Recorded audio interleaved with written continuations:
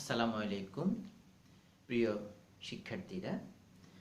আমরা গত ক্লাসে তোমাদেরকে সপ্তম অধ্যায় যেটি নগ্নবীজি ও আবৃতবীজি উদ্ভিদ এর দুটি সৃজনশীল প্রশ্ন আমরা সলভ করেছিলাম।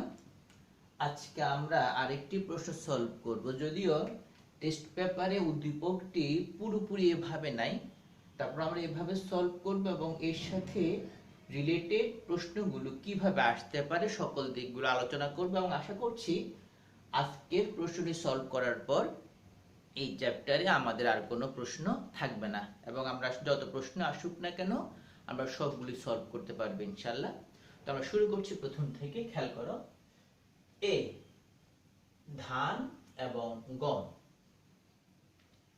বি জবা ঢেঁড়স, সি সাইকাস। দেখো, যদি আমরা উদ্দীপকটিকে একটু বিশ্লেষণ করি, খেয়াল করো, যদি আমরা এই দৃষ্টিভঙ্গি থেকে দেখি, এই যে এ বি সি এগুলোকে ভাগ করা হয় বীজপত্রের সংখ্যার ভিত্তিতে, তাহলে এখানে সাইকাসটি আর বীজপত্রের সংখ্যার ভিত্তিতে ভাগ থাকবে না, হয়ে যাবে এ এবং বি। এ ধান এবং গম যেহেতু সেটা চলে আসবে এক বীজপত্রী এবং বি যেটি সেটি চলে আসবে দ্বিবীজপত্রীতে। আর যেহেতু এ যেটি সেটি একবীজপত্রী, সুতরাং সেটি হয়ে যাবে পোয়েসি গোত্র বা ধান গোত্র, সহজ ভাষা যেভাবে চিনি আমরা। আর বি যেহেতু জবা এবং ঢেঁড়স, সুতরাং বি হয়ে যাবে মালভেসি গোত্র। এবার ভাবো, যদি আমরা এ বি এবং সি এই তিনটিকে এবার ভাগ করি, এদের বীজটি নগ্ন থাকে নাকি আবৃত থাকে, অর্থাৎ এদের ফল হয় কি হয় না তার ভিত্তিতে, তখন এ এবং বি হয়ে যাবে আবৃত বীজ উদ্ভিদের মধ্যে, কারণ এদের ফল হয়, ফলের অভ্যন্তরে বীজটি থাকে। অন্যদিকে সি যেটি সাইকাস, আমরা জানি সাইকাস হচ্ছে একটি নগ্নবীজ উদ্ভিদ বা জিমনোস্পার্ম, সুতরাং সি চলে আসবে সাইকাসের মধ্যে, নগ্নবীজ উদ্ভিদের মধ্যে। তো আমরা এই উদ্দীপককে ধরে কিছু প্রশ্ন সলভ করি। প্রথম আসছে, প্রথম কয়েকটি প্রশ্ন সলভ করছি টেস্ট পেপারে দেওয়া আছে। প্রথমটি, পুষ্প সংকেত কি? খেয়াল করো, পুষ্প সংকেত কি? আমি একটি ছোট পুষ্প সংকেত আগে লিখি, তারপর ব্যাখ্যা করি, তাহলে তোমাদের শুধু জ্ঞানমূলক নয়, তোমাদের এর থেকে যদি কোনো প্রয়োগমূলক প্রশ্ন আসে তবু আমরা লিখতে পারবো। আমি একটা উদাহরণ দিয়ে বলি তোমাদেরকে। আমি বি অর্থাৎ জবা ঢেঁড়স যেটি মালভেসি গোত্র, তার পুষ্প সংকেতটি লিখি, তারপর আমার সঙ্গে আসছি। দেখো এর পুষ্প সংকেতটি কেমন।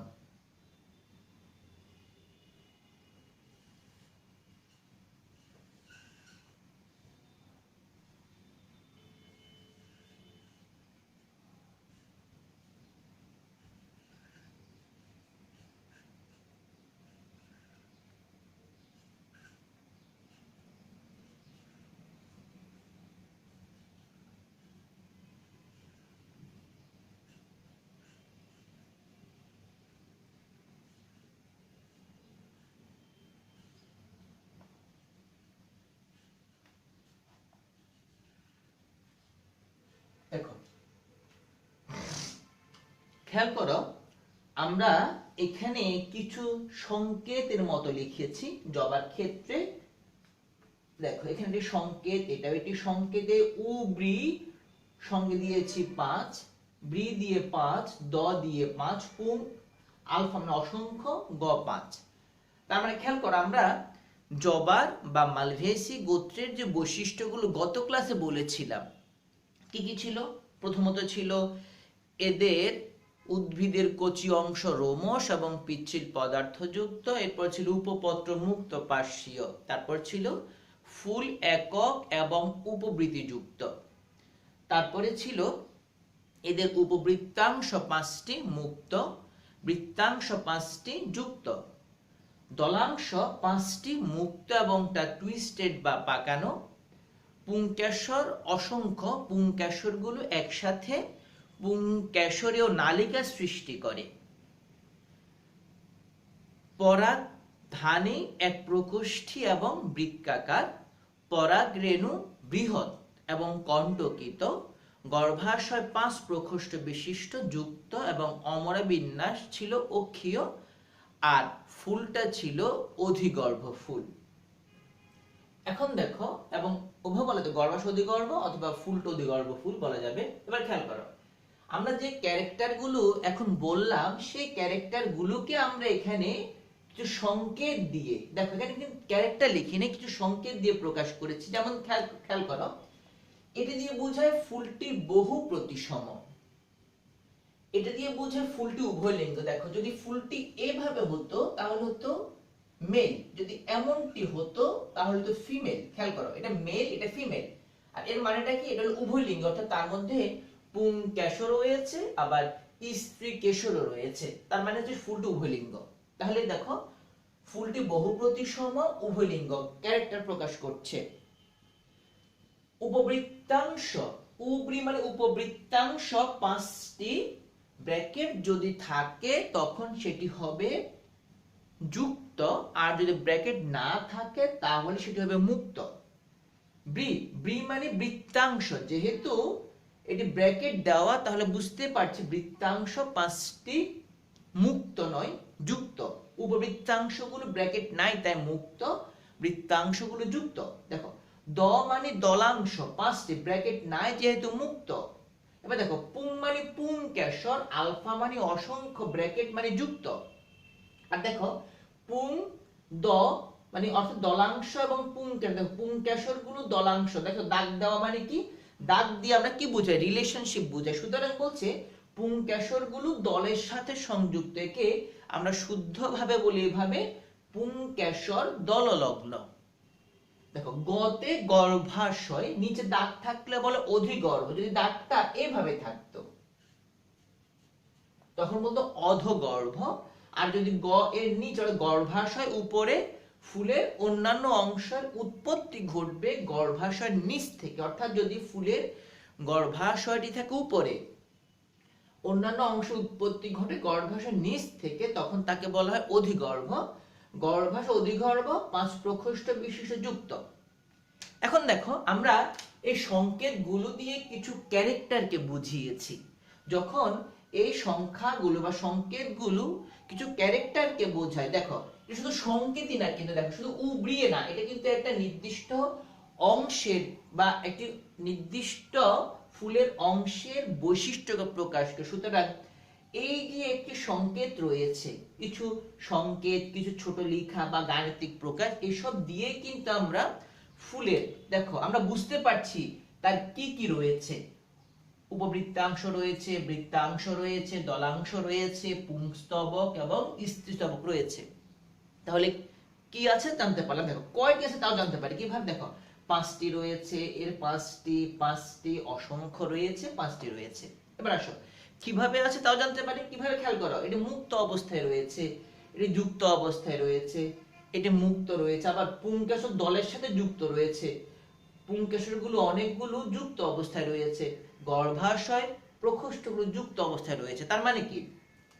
এই সংকেত থেকে আমরা জানতে পারি ফুলে কি কি রয়েছে, মানে কোন কোন স্তবকগুলো রয়েছে, জানতে পারি কয়টি রয়েছে, জানতে পারি কিভাবে রয়েছে। তাহলে বলা হয় এই সংকেতটিকে আমরা তখন বলি পুষ্প সংকেত। তাহলে আমরা সামারি এভাবে করি যে পুষ্প সংকেত কি, তখন বলবো যে সংকেত বা গাণিতিক প্রকাশ বা চিহ্নের সাহায্যে পুষ্পের বিভিন্ন স্তবকগুলোর সংখ্যা, অবস্থান, প্রকৃতি।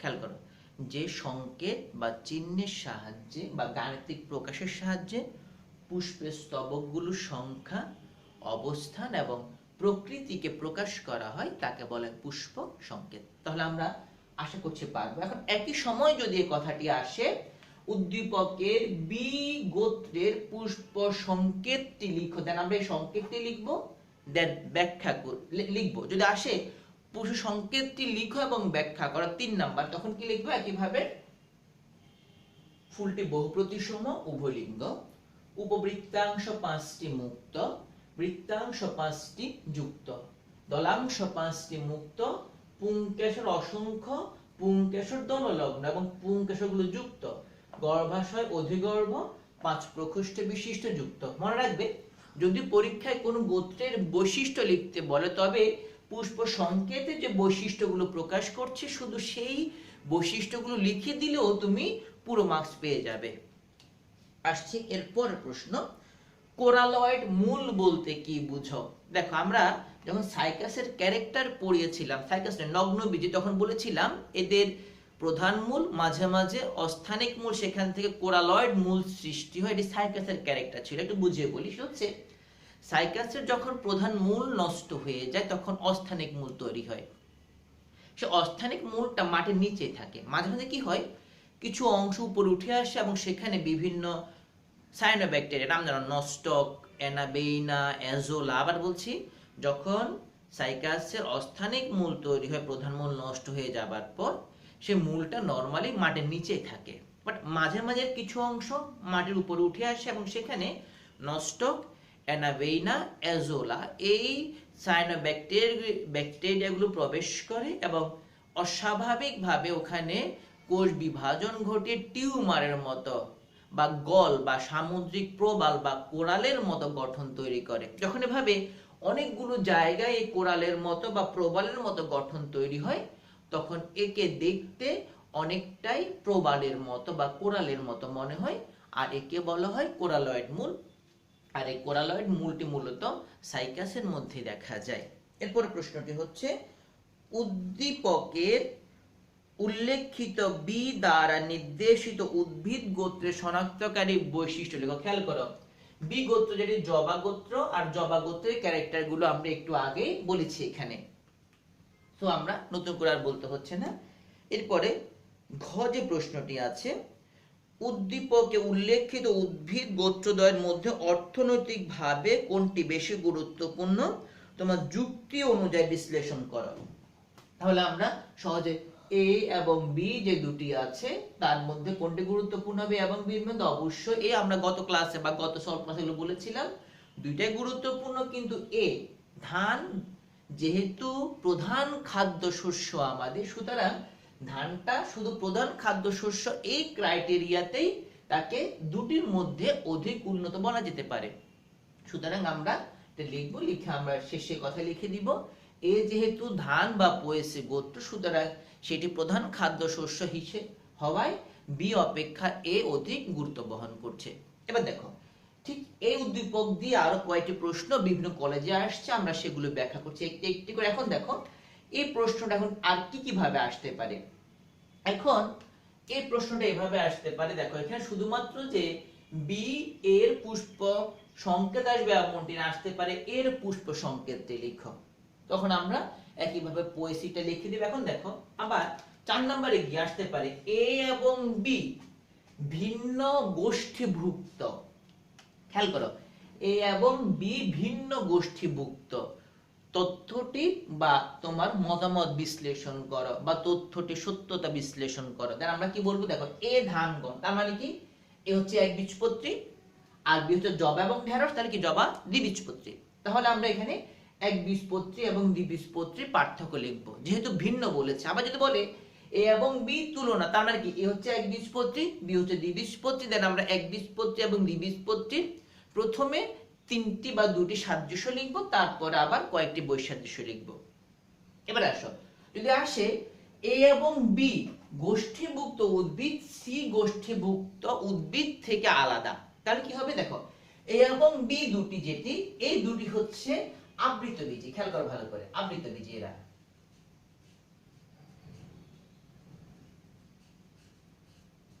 আর সি যেটি, সি হচ্ছে নগ্নবীজী। সুতরাং তখন কি হবে, তখন আমরা আবৃতবীজী এবং নগ্নবীজী পার্থক্য লিখব। আগেটা লিখবো এ এবং বি এরা আবৃতবীজী গোষ্ঠীর অন্তর্ভুক্ত আর সি সাইকাস এটি নগ্নবীজী অন্তর্ভুক্ত, সেটা আমরা পার্থক্য লিখব। আবার যদি আসে এ এবং বি দুটির মাঝে সাদৃশ্য এবং বৈসাদৃশ্য দুটি বিদ্যমান, তার মানে তুলনা, দেন আমরা আগে নগ্নবীজ এবং আবৃতবীজ কিছু সাদৃশ্য লিখবো যেগুলো আমরা এর আগের ক্লাসগুলো পড়িয়েছি, এরপরে আমরা তাদের মধ্যে পার্থক্যটি লিখবো। এবার আসছে, তাহলে আমরা এখান থেকে মোটামুটি প্রশ্নগুলো পাবো। এখন দেখো এখানে একটি খুব গুরুত্বপূর্ণ প্রশ্ন রয়েছে যেটি অনেকবারই পরীক্ষায় এসেছে, সেটি হচ্ছে বি গোত্রভুক্ত উদ্ভিদ যেটির পুষ্প প্রতীক আঁকো। খেয়াল করো, বি গোত্রভুক্ত বা এভাবে বলতে হবে দ্বিগোষ্ঠীভুক্ত উদ্ভিদের পুষ্প প্রতীক। যদি আসে গোত্রভুক্ত দেন বলবো জবা, এটি মালভেসি গোত্র, এরপর আমরা তার পুষ্প প্রতীক আঁকবো। মনে রাখবে পুষ্প প্রতীক আঁকার সময় অবশ্যই প্রথমে তার ইয়েটা লিখবো, কি বলে সংজ্ঞাটি লিখবো, কি যে প্রতীকের সাহায্যে পুষ্পের বিভিন্ন স্তবকগুলোর সংখ্যা, গঠন, প্রকৃতিকে প্রকাশ করা হয় তাকে পুষ্প প্রতীক বলে। আর মনে রাখবে পুষ্প প্রতীক আঁকা হয় সব সময় মাতৃ অক্ষের সাপেক্ষে। তাহলে আমরা এই অধ্যায়ের সবচেয়ে গুরুত্বপূর্ণ একটি অংশ, এটাও গুরুত্বপূর্ণ সবগুলাই, বাট এটি একটু গুরুত্বপূর্ণ, জবা বা মালভেসি গোত্রের পুষ্প প্রতীকটি আমরা আঁকাচ্ছি। যদিও তোমরা পারো, তারপর আমরা একবার প্র্যাকটিস করাচ্ছি। মনে রাখবে পুষ্প প্রতীক আঁকা হয় মাতৃ অক্ষের সাপেক্ষে, তাই আমরা প্রথমে মাতৃ অক্ষ দিয়ে দিবে। মনে রাখবে মাতৃ অক্ষ বলা হয় যে অক্ষ থেকে পুষ্প সৃষ্টি হয় তাকে মাতৃ অক্ষ বলে। আবার বলছি, যে অক্ষ থেকে পুষ্প সৃষ্টি হয় তাকে মাতৃ অক্ষ বলে। আমরা শুরু করছি তাহলে। প্রথম আসছি, দেখো সবচেয়ে বাইরে থাকে উপবৃত্তাংশ, কয়টি? 5টি, ব্র্যাকেট নাই, তার মানে মুক্ত। তাহলে আমরা আঁকছি উপবৃত্তাংশ 5টি মুক্ত।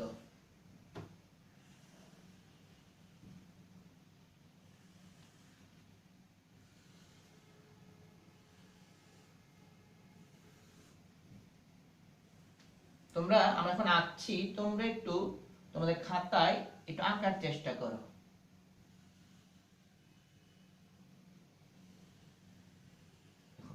উপবৃত্তাংশ 5টি মুক্ত। আমাদের মাত্র অক্ষর অবস্থাটা ভুল হয়েছে, মাত্র অক্ষরটি হবে এখানে। যদি তোমরা একটু এভাবে আঁকো তাহলে উপরে দেওয়া যাবে, এখানে মাত্র অক্ষরটি, মানে যে অক্ষ থেকে পুষ্প সৃষ্টি হয় তাকে মাতৃ অক্ষ বলে। উপবৃত্তাংশ 5টি আঁকলাম মুক্ত। বৃত্তাংশ 5টি যুক্ত, এবং আমরা জানি ওটা প্রান্তে প্রান্তে যুক্ত। যখন প্রান্তে প্রান্তে যুক্ত হয় তখন তাকে বলে ভালভেট বা প্রান্তে স্পর্শী।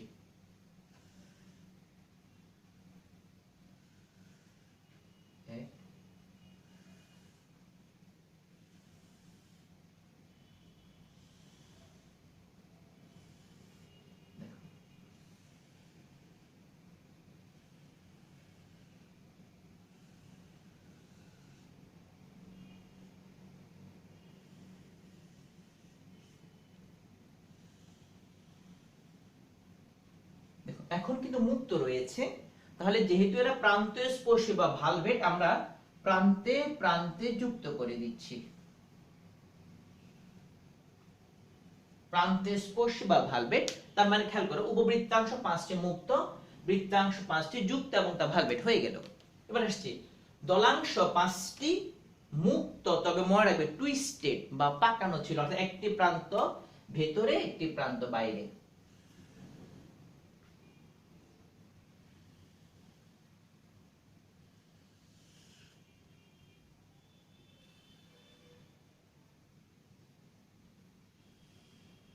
পাঁচটি, এক,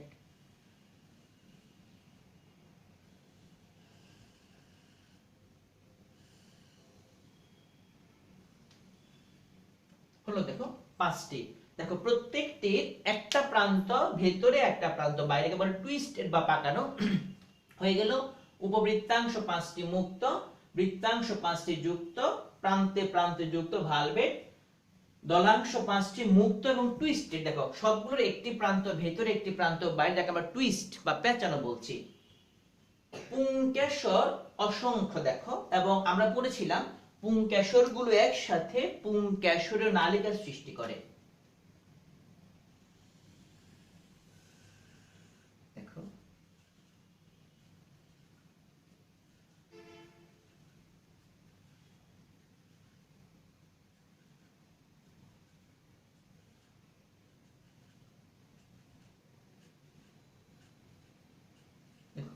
পুংকেশর অসংখ্য এবং একটি নালিকার সাথে সংযুক্ত। এবং দেখো পুং দ, অর্থাৎ পুংকেশর দললগ্ন। আমরা দেখো আমরা এখন পুংকেশর গুলোকে দলের সাথে সংযুক্ত করে দিচ্ছি, এটা আমরা বলছি কি পুংকেশর দল লগ্ন। তাহলে আবার পেলাম উপবৃত্তাংশ 5টি মুক্ত, বৃত্তাংশ 5টি ভালভেট, দলাংশ 5টি মুক্ত তবে টুইস্টেড, পুংকেশর অসংখ্য, পুংকেশর দললগ্ন। এবার দেখো গতে গর্ভাশয় 5 প্রকোষ্ঠ যুক্ত। আচ্ছা এবার গর্ভাশয়,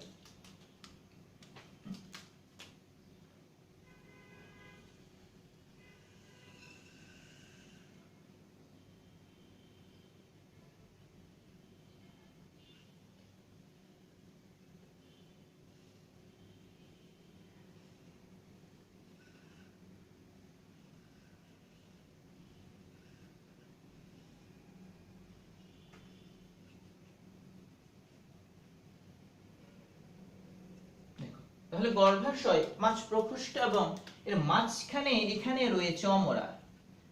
তাহলে খেয়াল করো গর্ভাশয় দেখো 1 2 3 4 5 প্রকোষ্ঠ।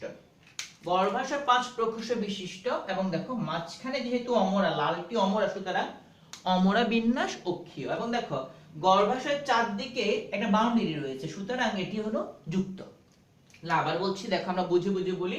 এক, উপবৃত্তাংশ মাতৃ অক্ষ, এটা হচ্ছে উপবৃত্তাংশ নীল কালারটি, 5টি মুক্ত বৃত্তাংশ, উপবৃত্তাংশ 5টি মুক্ত, বৃত্তাংশ 5টি যুক্ত এবং প্রান্তে প্রান্তে যুক্ত, যাকে আমরা বলি ভালভেট। দলাংশ 5টি মুক্ত, যাকে আমরা বলি টুইস্টেড, একটি প্রান্ত ভেতরে একটি প্রান্ত বাইরে। পুংকেশর অসংখ্য এবং পুংকেশরগুলো দেখো একটা নালিকার সাথে যুক্ত, বলা হয় পুংকেশরে নালিকা তৈরি করে। এবং পুংকেশর দললগ্ন, দেখো পুংকেশরগুলো দলের সাথে সংযুক্ত, কালো দাগগুলো। গর্ভাশয় 5 প্রকোষ্ঠ বিশিষ্ট, 5টা প্রকোষ্ঠ যুক্ত, চারদিক দিয়ে বাউন্ডারি সহ রয়েছে এবং অমরা বিন্যাসটি অক্ষীয়। খেয়াল করে এখান থেকে আমরা অধিগর্ভ না অধগর্ভ এটা বুঝতে পারি না। এখন পরীক্ষায় কি করবে দেখো, পরীক্ষায় তোমরা অবশ্যই যে কাজটি করবে, আমরা এগুলো চিহ্নিত করব। এটি মাতৃ অক্ষ,